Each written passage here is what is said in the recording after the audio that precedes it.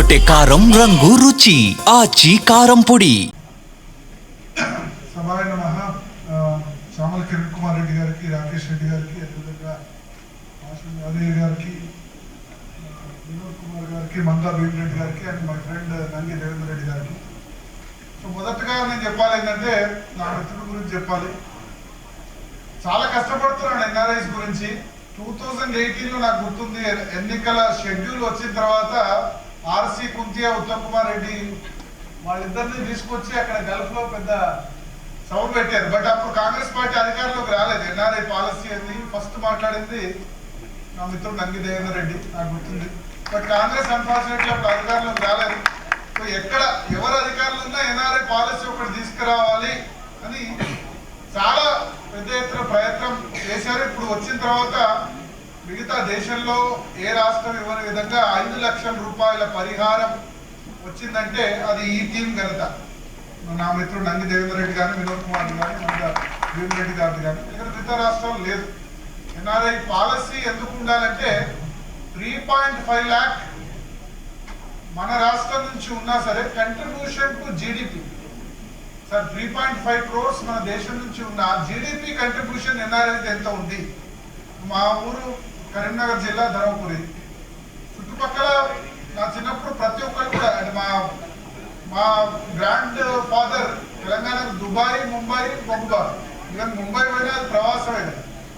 మా grand father ఇద్దరు కూడా, అటు అమ్మమ్మ తాత ఇటు నాన్నమ్మ తాత ఇద్దరు కూడా ముంబై పోయి దాని మీద బతికిన వాళ్ళే. తర్వాత నా ఫ్రెండ్స్ చాలా మంది తండ్రులు కూడా దుబాయ్ వెళ్ళేవాళ్ళు. సో వాళ్ళు దుబాయ్కి వెళ్ళి ఇక్కడ వాళ్ళని చదివించారు ఆ జనరేషన్లో, ఎందుకంటే ఉపాధి లేదు. ఇప్పుడంటే ప్రవాసం వెళ్ళే వాళ్ళ సంఖ్య చేంజ్ అయిపోయింది. అప్పుడు లేబర్ క్లాస్ నుంచి ఇప్పుడు అమెరికాకి ఎక్కువ మంది వెళుతున్నారు, తర్వాత వర్కింగ్ క్లాస్ ఎక్కువ మంది అవుతున్నారు. సో దానికి పాలసీస్ ఉండాలి. ముఖ్యంగా కింది స్థాయిలో ఉన్న దుబాయ్, గల్ఫ్ వెళ్ళే కార్మికులకు ఒకవైపు ఉండాలి దానికి సంబంధించి పాలసీ. రెండోది వర్కింగ్ క్లాస్, అంటే చాలా మంది స్టూడెంట్స్ వెళ్తున్నారు, తర్వాత చాలా మంది ఇప్పుడు అమెరికా కానీ, లండన్ కానీ, మిగతా చోట్ల సాఫ్ట్వేర్ జాబ్ నుంచి వెళ్తున్న వాళ్ళు ఒకవైపు. థర్డ్, ఆల్రెడీ అక్కడ సెటిల్ అయ్యి చాలా మంచి పొజిషన్లో ఉన్నవాళ్ళు, వాళ్ళు మనకి ఏ విధంగా కంట్రిబ్యూట్ చేయగలరు. సో ఈ మూడింటిని కూడా డివిజన్ చేసుకొని ఎన్ఆర్ఐ పాలసీ కనుక ఉంటే కనుక, అంటే ఎక్స్గ్రేషియా ఒకటి 5 లక్షలు తీసుకొచ్చారు, పార్లమెంట్ ఎన్నికల ముందు దాన్ని ప్రామిస్ చేశారు, దాన్ని నెరవేర్చారు, గుడ్.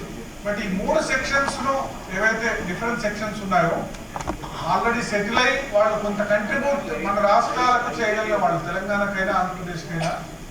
రెండవ section working class and students, కొత్తగా వెళ్తున్న వాళ్ళు. ట్రంప్ కానీ మిగతా వాళ్ళ విధానాల వల్ల చాలా మంది వెళ్ళలేకపోతున్నారు.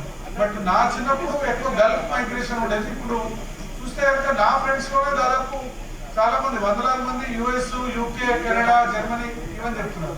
సో మారుతుంది మైగ్రేషన్, ప్రవాసీ సంబంధించి మారుతుంది నిర్వచనం. కాబట్టి దానికి తగ్గ పాలసీస్ గవర్నమెంట్ చేస్తే కనుక డెఫినెట్ గా బాగుంటుంది. ఈ కార్యక్రమాన్ని నిర్వహించినందుకు ధన్యవాదాలు నా మిత్రుడు దేవేంద్ర రెడ్డికి. డెఫినెట్ గా మరొకసారి చెప్తున్నా, ఆయన ప్రయత్నం నేను 2018 నుంచి చూస్తున్నా, 7 సంవత్సరాలుగా. నాకెందుకు మరి ఆయన ప్రవాసం పోలేదు, పుట్టపర్తిలో చదువుకున్నాడు, కానీ